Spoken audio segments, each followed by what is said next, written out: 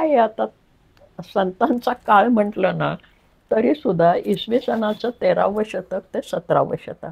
आता हे 13वं शतक कसं आहे, लोक हा इतिहासाचा क्रम नीट लक्षात घेत नाही. ईश्वरांच्या नंतरचे ज्ञानदेवे रचिला पाया उभारिले देवालय असं बहिणाबाईंनी, तर तिने तो पाया रचला ज्ञानेश्वरांनी. आणि पुढचे सगळे संत म्हणजे नामदेव, तुकाराम, एकनाथ, ते रामदासांच्यापर्यंत. रामदास काही हे नव्हते, वारकरी नव्हते, पण संत परंपरा. ते 17व्या शतकामध्ये तुम्हाला रामदास आणखीन तुकाराम दिसतात.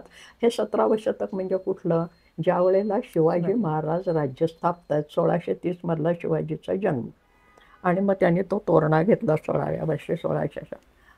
तर शिवाजी महाराजांना ही पार्श्वभूमी सगळी 300-400 वर्ष ही संतांनी निर्माण केली. आणि मग ते हे रामदास स्वामी शिवाजीचा उल्लेख करायला लागले.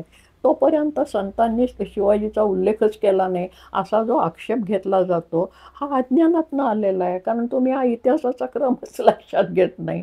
तोपर्यंत इस्लामचं राज्य अजून कुठे सगळं असं पसरलेलं नव्हतं, आणि त्याचा सर्वसामान्य माणसांना त्रास होत नव्हता.